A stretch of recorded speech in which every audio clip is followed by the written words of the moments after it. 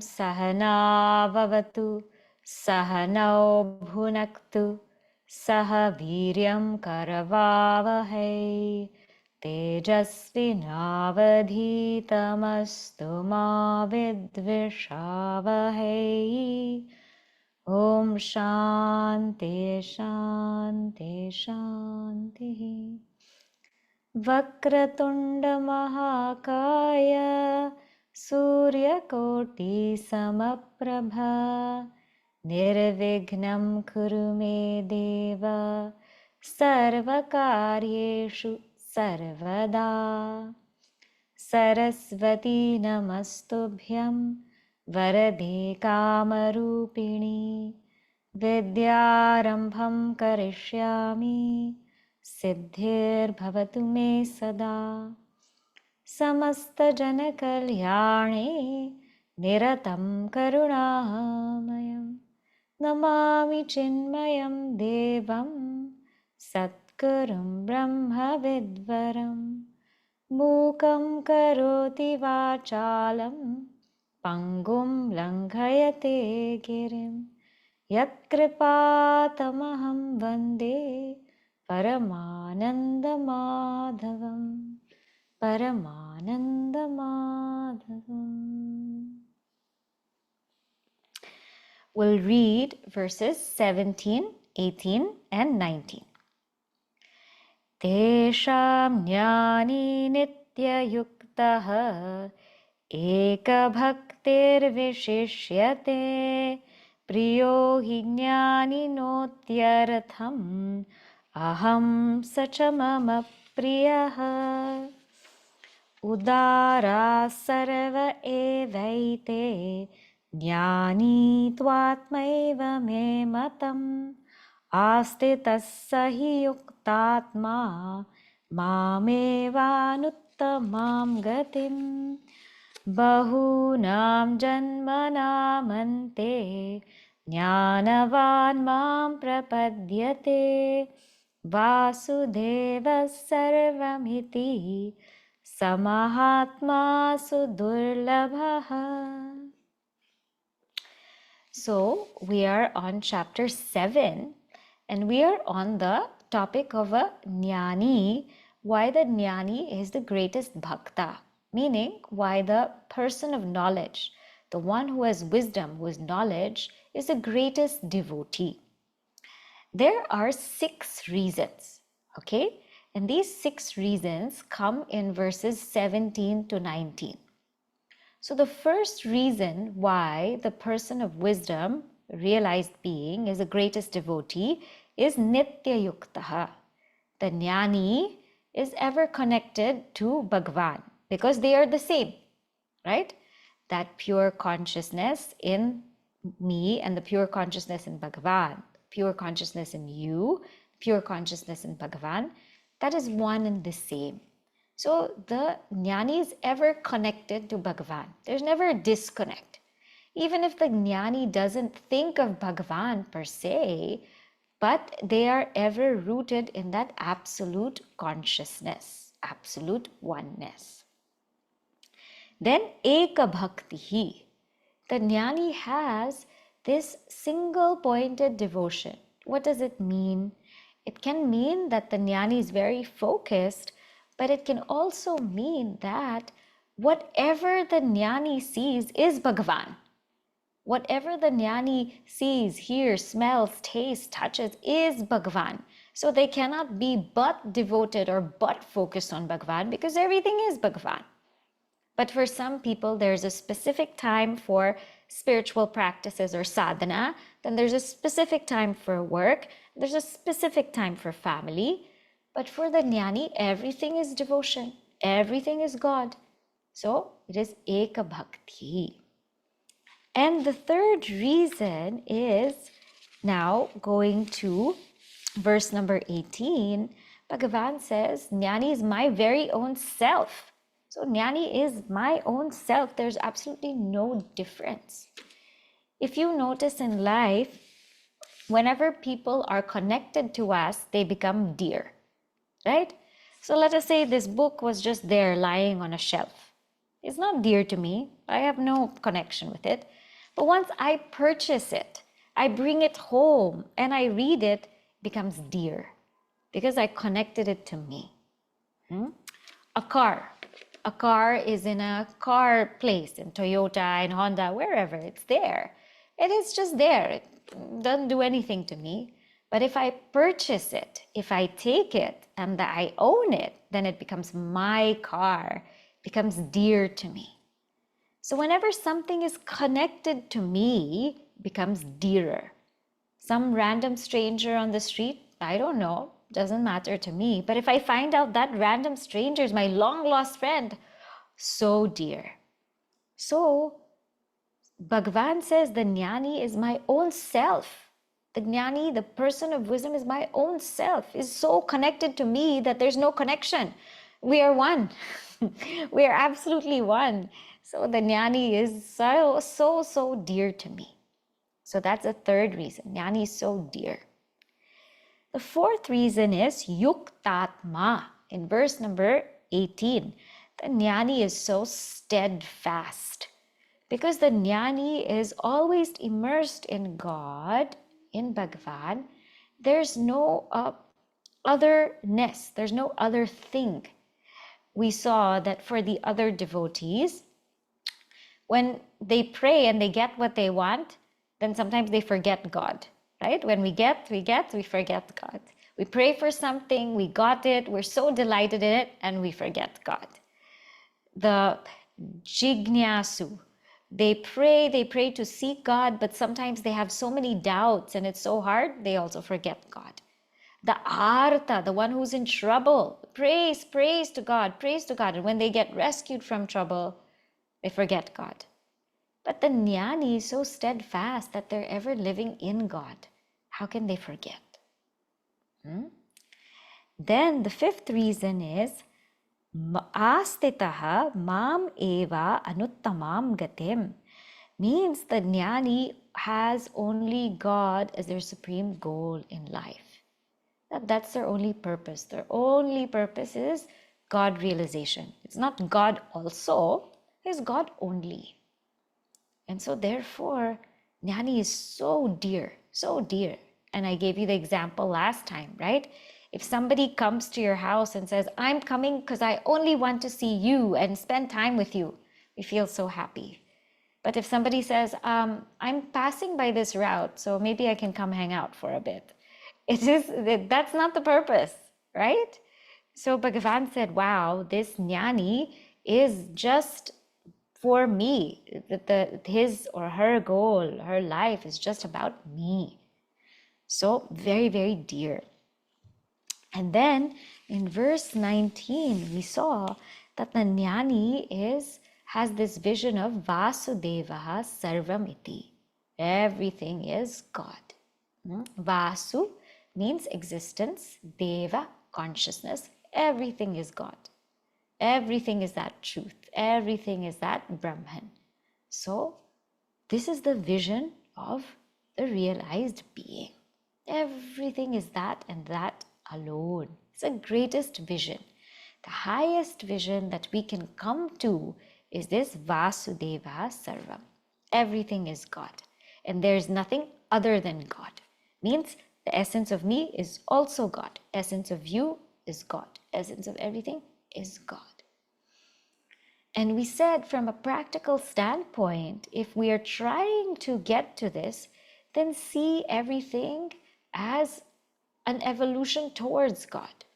Every single experience, every person that we meet, everything we go through, everything that happens in our life is only there to take us to that realization. That's all. And if we can even just live with this kind of awareness, then it's such a beautiful thing, because we won't ever question.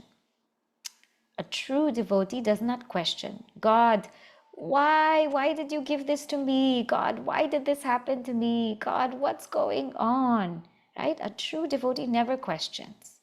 A true devotee accepts. Whatever is happening, I know it is to take me to the higher, because I know that that is the goal of life. And as I love that divinity loves me. Now, if speaking from a devotee standpoint, who is still in the realm of duality, when we think of God, of course, God is thinking of us.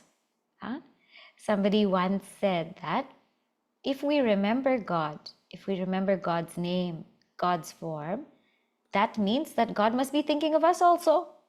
Because when we remember somebody, they call us, right? Oh, and then we say, oh, I was just thinking of you, right? So if we're remembering God, God must be thinking of us also.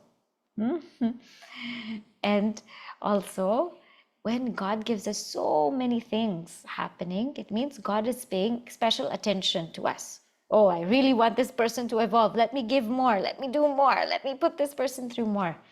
Bhagavan is paying special attention. So Vasudeva Sarvam iti. Now, the one who comes to this greatest realization, back to the Jnani who comes to this greatest realization that everything is God, everything is God, everything is a play in me, everything is a movie, and I am the screen, I am that pure awareness, I am one with that divinity. This Jnani is called a Mahatma. And this is where we left off last time. This word Mahatma, we use all the time. Oh, there's this Mahatma who came, we met this Mahatma, this great Mahatma. Mahatma means literally big Maha, and Atma means self, big self. So who is a Mahatma and how does one become a Mahatma? One becomes a Mahatma not by expanding their little self, but by losing their little self in the big self. So a Mahatma is one who becomes a big self, not by expanding the little self, but by losing the little self in the big self. What do we mean? All of us have this individuality. We call the little I, a little ego. And for us, we want to keep expanding the little ego.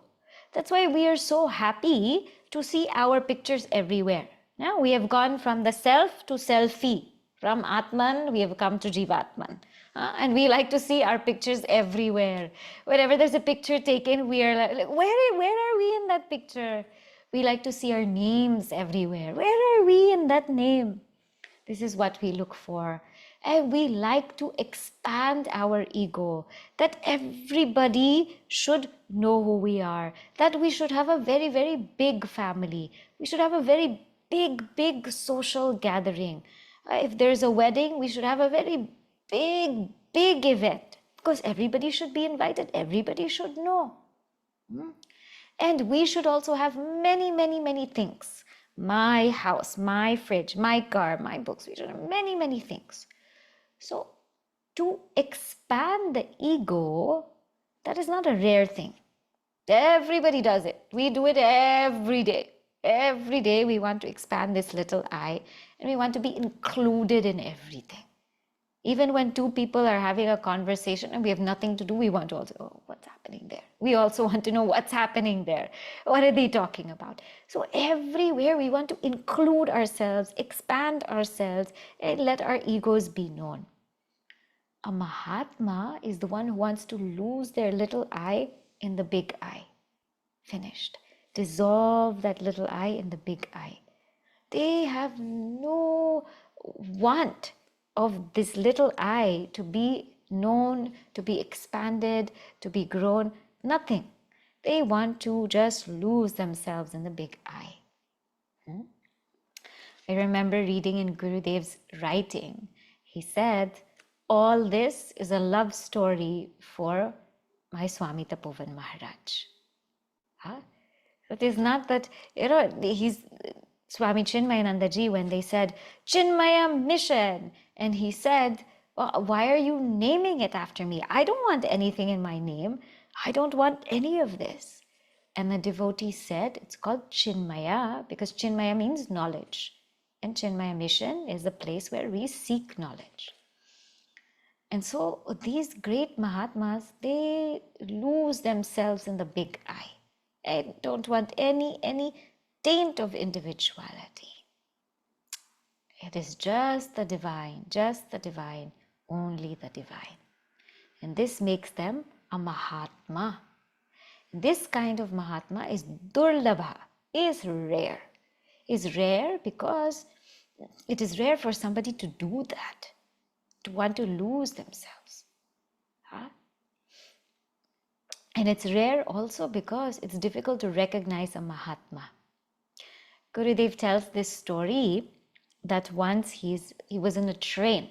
He was in a train and he was sitting in front of somebody, and that somebody was reading one of Gurudev's books, And this person was sitting in front of Gurudev, reading Gurudev's books, and he looks at, and that book had no picture, obviously, of Gurudev. It just said Swami Chinmayananda. And he looked at Gurudev in orange clothes. He said, Sadhu, huh? You think you're a sadhu? Why don't you read books like this? Why don't you write books like this? You should write books like this. Just see. And then he shows him, look at how good the writing is, how deep it is. And Gurudev said nothing, And the whole time he was talking about how great the book is. And Gurudev just nodded his head. Okay, no problem. And then that time happened when the train stopped and Gurudev had to get down. And so Gurudev was getting down, and this man, was holding the book, said Swami Chinmayananda, and he was very, very proud about this book. As soon as Gurudev went down the train, people started shouting, Chinmaya Maharaj ki jai! And this man was so embarrassed that I'm such a fool. He was sitting in front of me the whole time and I didn't even know. So that's why it's Durlabha also. That sometimes such great people come in front of us. We also don't recognize their greatness. Oh, Durlabha. Huh? So sometimes it's not that they're not there. Sometimes it's they're there. Sometimes it's they are in front of us. But we are not there. We are out of our senses and of our minds. So we are not able to see it. Right? So this is why that person of realization is so dear. Now, the question comes, why aren't people aware of this great truth? Vasudeva Sarvam. Everything is Vasudeva. Everything is existence, consciousness. Why some people don't get it? Bhagavan, what is the problem? So now in the next few verses, Bhagavan Krishna is explaining this is why we do not realize the truth. So verse number 20 now. Kamaistaistairitagnyanaha Kamaistairstairhridajnanaha prapadyante nyadevataha Prabhadyante nyadevataha tam tam niyamamasthaya Tam tam niyamamasthaya prakritya niyata swaya Prakritya niyata swaya kamaistaistairitagnyanaha prapadyante nyadevataha tam tam niyamamasthaya prakritya niyata swaya. So what he says here is, apahrita jnanaha. Apahrita or rita, in this case rita. Rita jnanaha. Rita means taken away. Jnanaha, knowledge. So those people whose knowledge has been looted away. Why? Kamaihi taihi taihi. By this desire or by that desire, prapadyante. They approach, they seek refuge. From who? Anya Devataha. They seek refuge from other devatas, other divine forces. And then what happens? Tam tam niyamam asthaya. Tam, this or that niyamam, this or that practices, asthaya, they follow. And what happens to them? Prakritya swaya, by their own nature, niyataha, they are led, they are pulled. So those whose wisdom has been looted away by this or that desire, they go to other gods.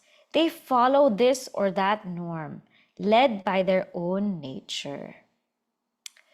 So these are the people that, when many of us, we don't have that desire for God.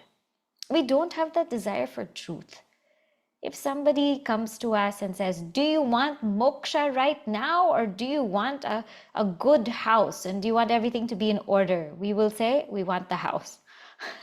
Do you want moksha right now, or do you want your good health back? We want our good health back. So our wisdom has been looted away. We know we're supposed to seek the truth. We know, because Bhagavan Krishna tells us again and again and again, seek me, come to me, mam eva, only me. You know, he tells us again, worship only me, come to me. So many ways he tells us. But yet, we are seeking something else. Why are we seeking that something else? Because swaya prakritya, we are led by our vasanas. Our vasanas are too deep, too deep, too ingrained, that we still desire something other than the truth. And thus, kamehi, we are led by so many other desires. Adi Shankaracharya ji says, putra, children, grandchildren, pashu, animals, griha. He says all of these things, swarga, heavenly things, heavenly desires, status, wealth, power, we're still going the other way. Our mind, our hearts have been robbed. Instead of Bhagavan Krishna stealing our hearts, something else is stealing our hearts, and that is the desire. It is a desire. That's why Bhagavan Krishna steals the butter of the gopis. Bhagavan Krishna says, you come to me, let me steal you. Let me steal your hearts. Don't let anything else steal your hearts.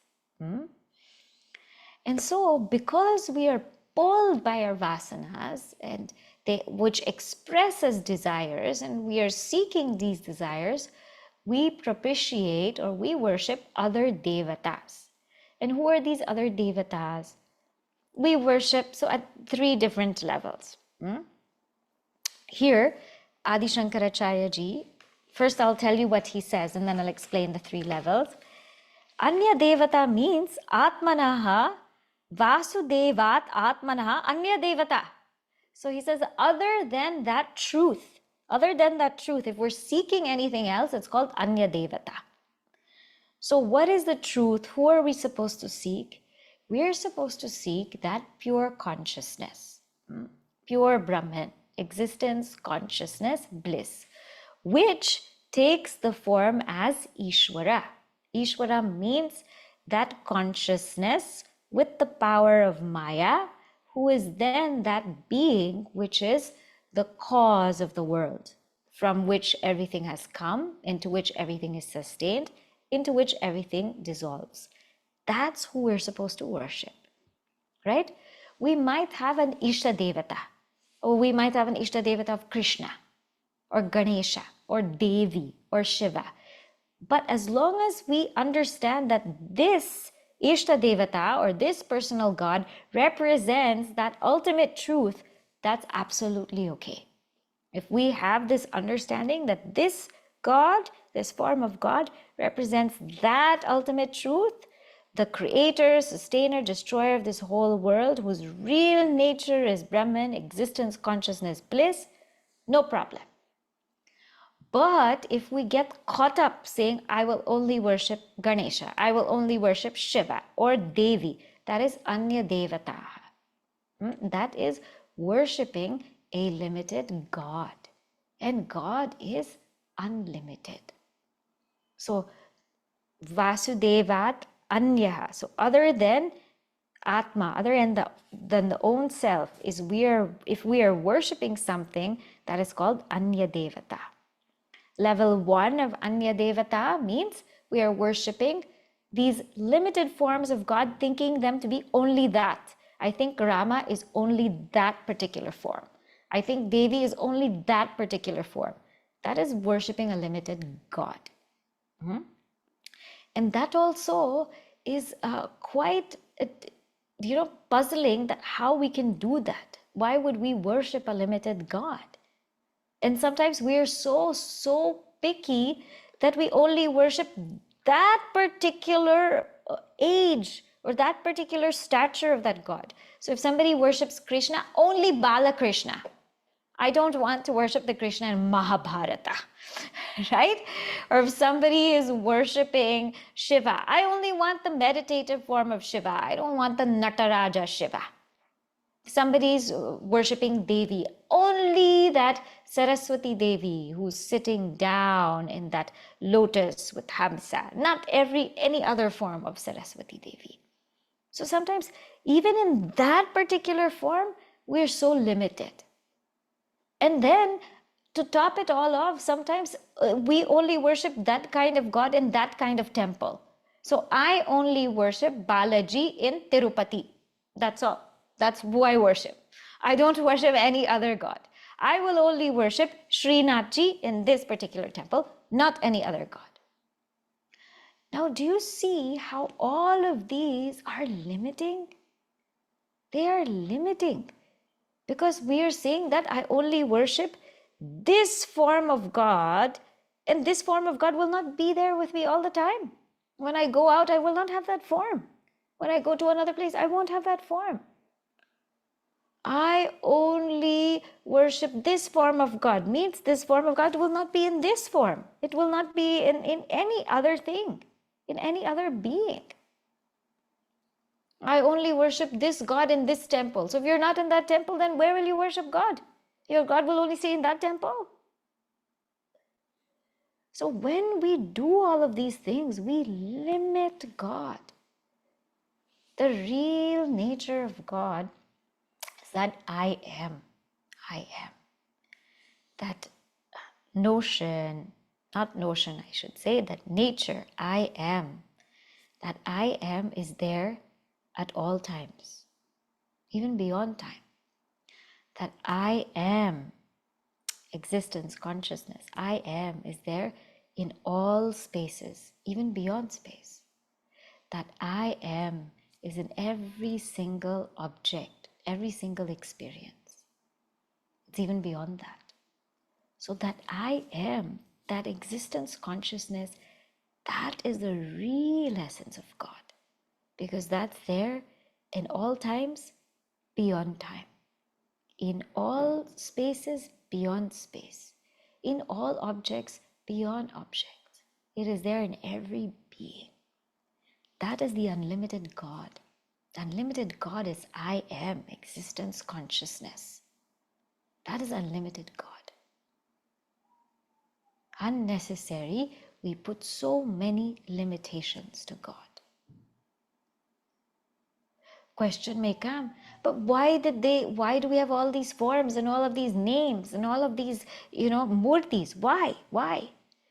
Because our mind is unable to seek the nameless, the formless, the objectlessness. Our mind is unable to penetrate that. So we have to use the form to go to the formless, the name to go to the nameless, this object to go to the objectless. So those who worship these limited forms with that notion that this God is it, only this form, in this stage, in this temple, this is it. Without the deeper meaning, then it is worshipping the limited only. So that is level 1.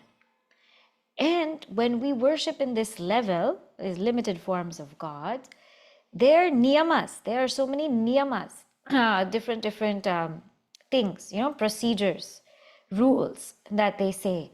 Do this kind of puja, do this kind of japa. Sometimes they'll wear you to wear this kind of ring, wear these kinds of gems, wear red color all the time. Well, all these kinds of niyamas. So they also prescribe all of this, and people follow it. So for the limited forms of gods, there is the limited niyamas. All these rules and regulations come to play. Say this japa, do this puja, do follow this vow. And don't get me wrong, these are all good. But we must not stop there. They must take us to that supreme reality. So some people are worshipping these limited forms of God. They're doing that. And why are they doing that? Not for moksha, but for desires. I want something other than God. Then level 2 is Anya Devata, means some people, those people who still worship these limited forms of God are still good, because at least they're getting connected slowly to divinity. Anya Devata also could mean politicians, movie stars, politicians, industrialists. Some people don't even worship God, they worship these people. They worship these people. So we want to be like them. We want to be like them. And they follow different niyamas, different practices. So for those who worship politicians, they will do whatever the politician says. Okay, you vote for me, you do this with your taxes, do this with your company. They will follow all the regulations. Some people worship movie stars. So sometimes those who are teenagers, even I did this when I was a teenager, I did not have a poster of Bhagwan, but we had the poster of the movie star there in the room. And then what is our niyama? To sing all their songs, to by heart all their albums and everything, to be able to know everything from start to finish. This was the niyama because we worshipped them. Then level 3 is Devata could also mean our sense organs, because Devata comes from the root div, that which shines. So sometimes we also just cater to our own sense organs and do whatever it is they want, driven by our desires.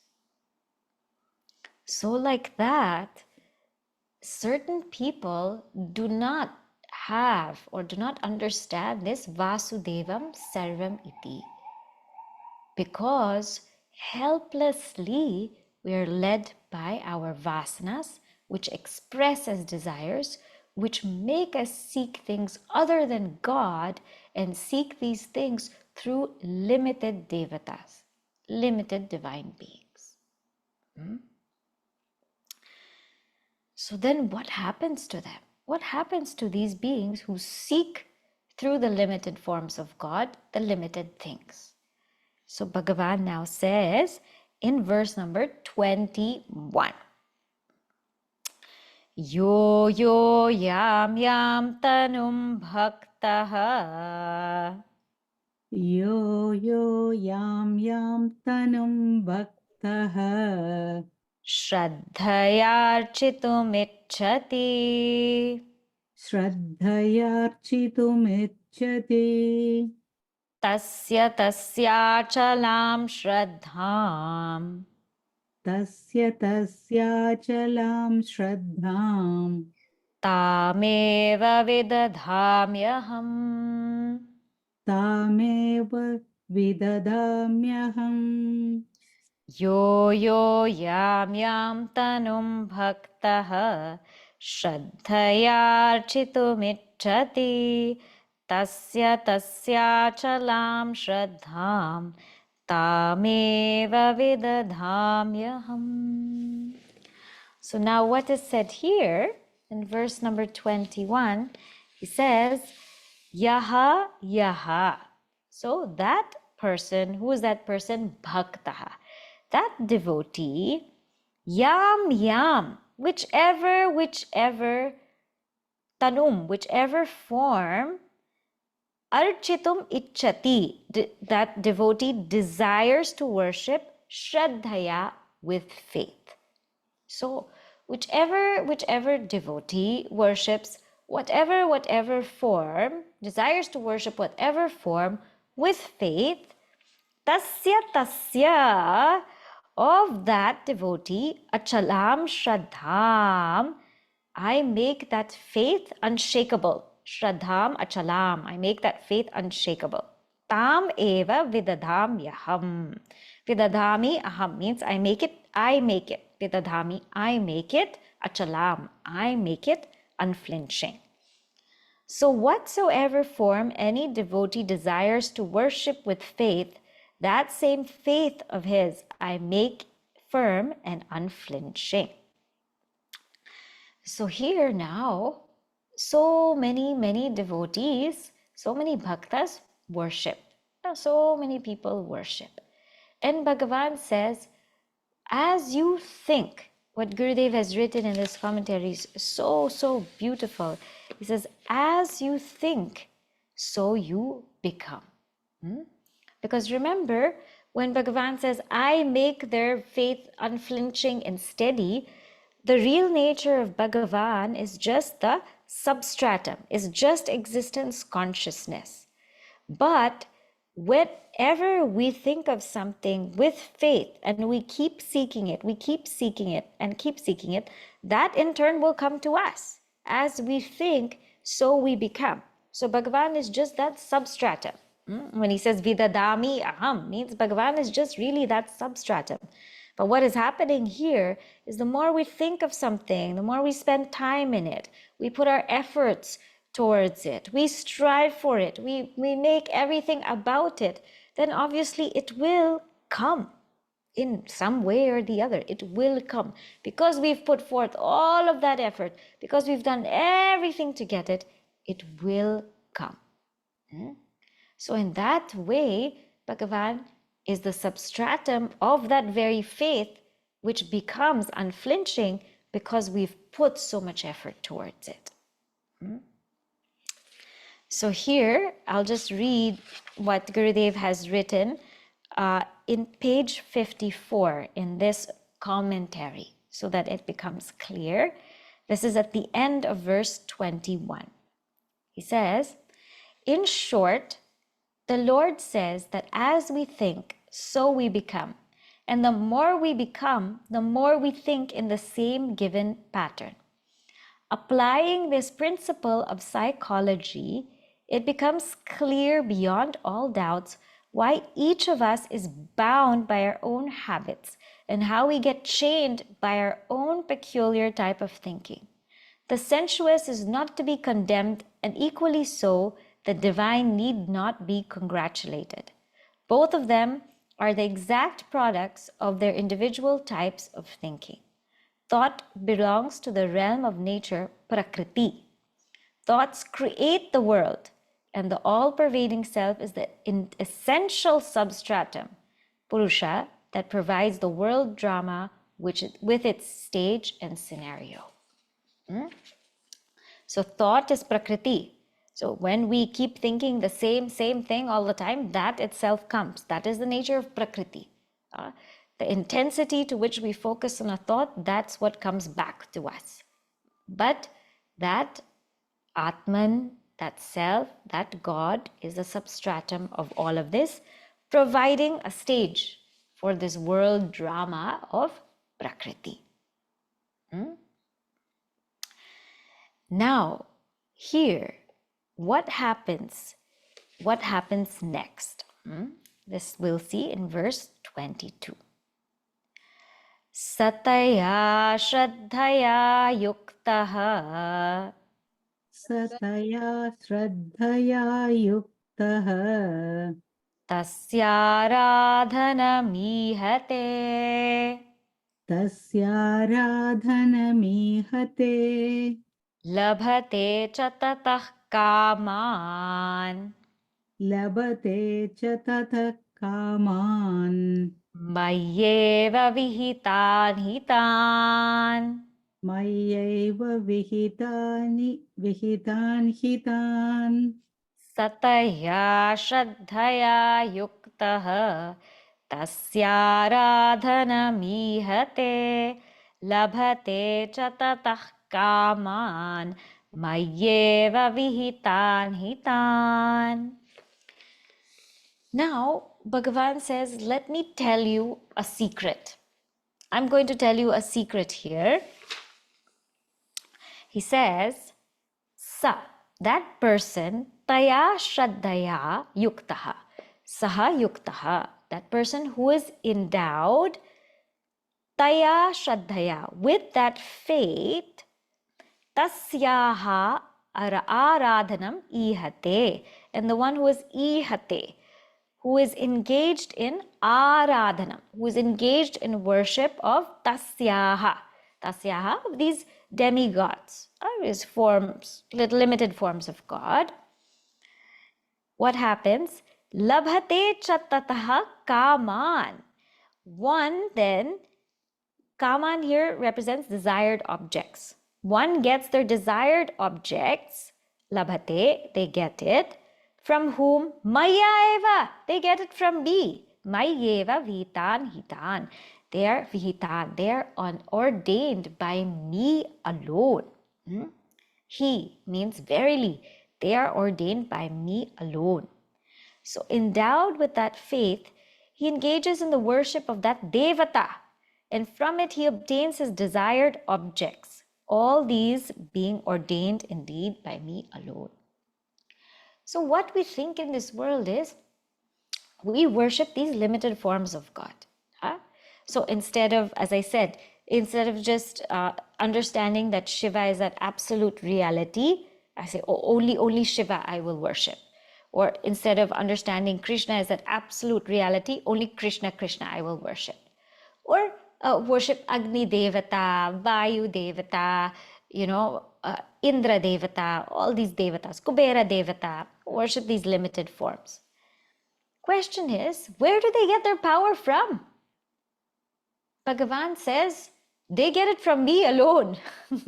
You're worshipping the limited, but guess what? These limited beings or forms of God, they're limited alone. They're getting their power from the unlimited. So why are you going to them? Why not just come to me? What is the big deal? It is like there is when you open the tap of water, you're getting water from the tap. You're getting water from the tap. So from that tap devata, you're getting water. But that tap water is coming from a huge reservoir. Even that tap water is dependent. Even that tap water is limited. Even that tap water has a greater source. So why don't we just go to the greater source? Why are we putting ourselves in the limited? It is like sometimes, people, when they want to get work done, then who do you go? If we go to the department head, forget about it. It takes too long. We might get it, but it just takes too long. So what's the best thing? Go to the ultimate boss. Go to that CEO. It'll be done like this. Because the CEO is all powerful, all capable, all knowing, all strength. If we go through the department head, they are also getting the authorization from the CEO. So when we want something quick, everybody, or we want something done, what do people want? They want to talk to the person itself, right? When we call this 1-800 numbers, I get so much vairagya just because of that. That's enough for me not to want to come back to this world again. Because the waiting time is so long. Press 1 if you want this. Press 2 if you want this. Press 3 if you want this. Right? But if you press 0, you get this operator whom you can talk to. And this person can do wonders sometimes. What a beautiful thing. Why get stuck in this 1, 2, 3, 4, 5, 6? How long? If you press 1, they will tell you, okay, give me your information. I'm not capable of doing this. I will have to transfer you to another department. And then when you get transferred to another department, they will say, I can only do this much for you, but to do this next thing, I will have to transfer you to another department. This is what happens. Then all of our time goes in all of these departments. Why not just go straight to the source? So Bhagwan says, all these limited devatas that you're worshipping, those who you have faith in, who I have faith in, those from whom we are obtaining our desired objects. And when we obtain desired objects from them, the more we have faith in them. He says, why are you worshipping them? Why are you worshipping these limited forms? Why don't you just come to me? Just come to me. I am unlimited. I am infinite. I am the source of all power, all strength. I am that. Come to me. This is what Bhagwan says. And Bhagwan, in the next verse, he gets upset. He gets really upset at us because he says, instead of the unlimited, you are coming to the limited. So this verse has a very beautiful commentary by Adi Shankaracharya ji. We'll see to what extent we can discuss about it. Verse number 23. Antavattu palam tesham Antavattu phalam tesham tadbhavatyalpamedhasam tadbhavatyalpamedhasam devan devayajo yanti devan devayajo yanti madbhakta yanti mamapi.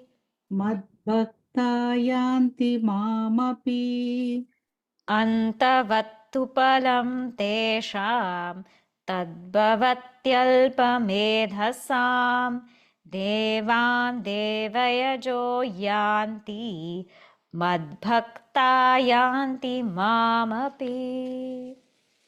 So he says, now listen to this. Antavat. Antavat means finite. Anta. Anta, it has an end. Antavat, that which has an end, that which is finite. Tu phalam, the fruits. Te sham. So the fruits that come to Tesham, to those people. Who are those people? Alpamedhasam, those people of little intelligence. The fruits that come to the people of little intelligence, they are finite. Devan devayajaha yanti. Those who worship the devatas, they go to them. But, api here means but, madbhaktaha, my devotees, means those who worship me. Yanti mam api, they come to me alone. Verily, the fruit that accrues to those beings of little intelligence is finite. The worshippers of the devas go to the devas, but my devotees come to me alone. So who is this Alpamedhasa?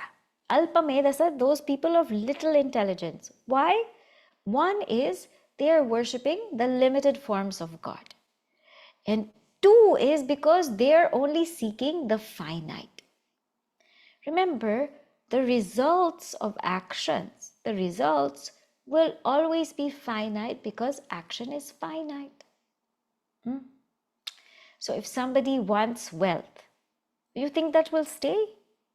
No, because wealth depends on us working, us procuring wealth, us striving for it. The moment we stop that, how will wealth stay? How will it stay? Or if we want that fame, that network, that is also finite. Why?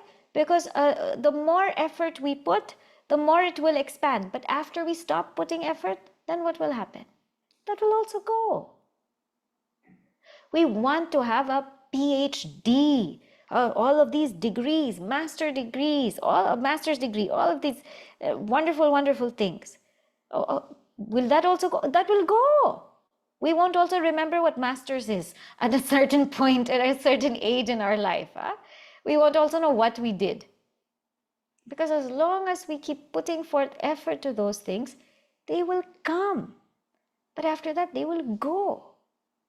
I want a solid relationship. Very good. We put forth effort, it will be a solid relationship. But how much effort can we go on putting effort all the time? No.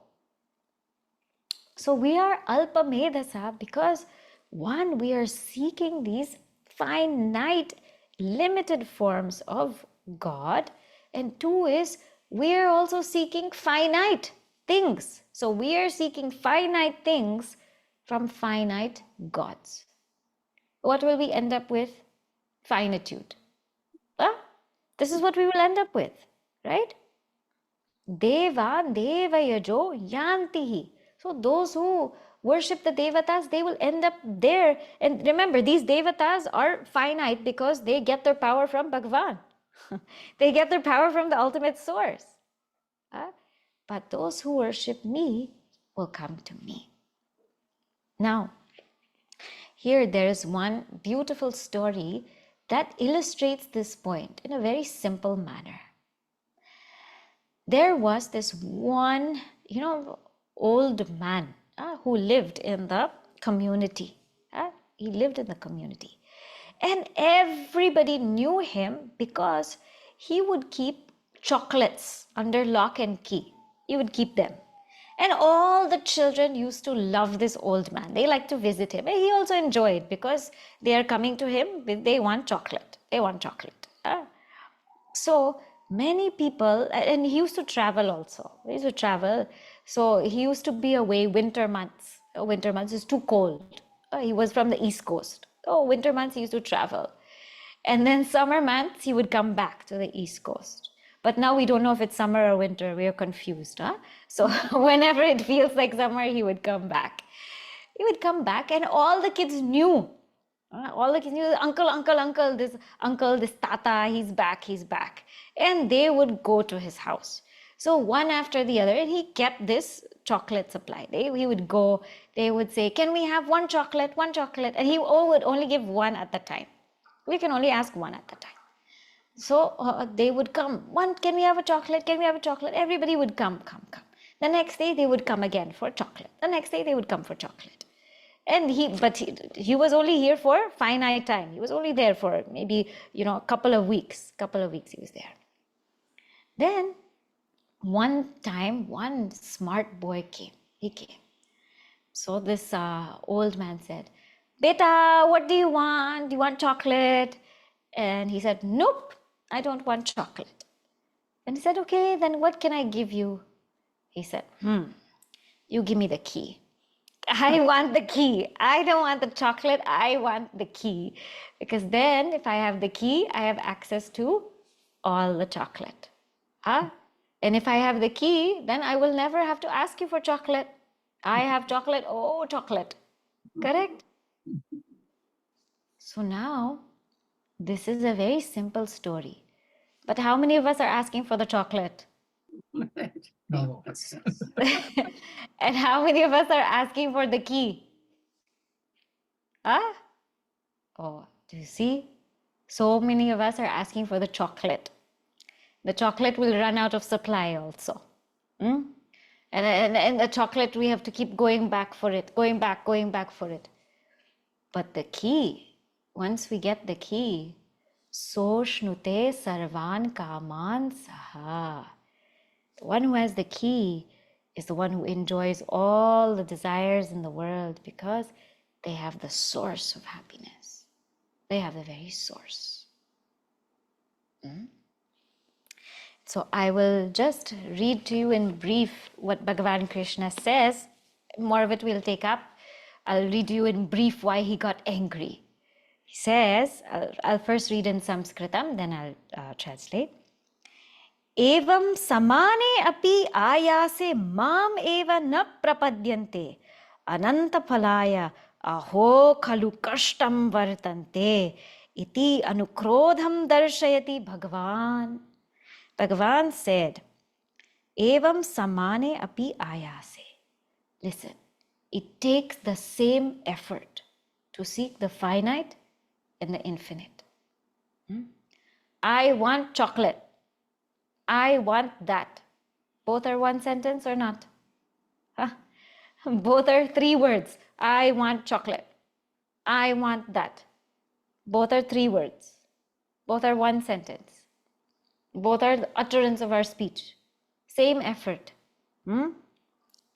Mam eva na prapadyante.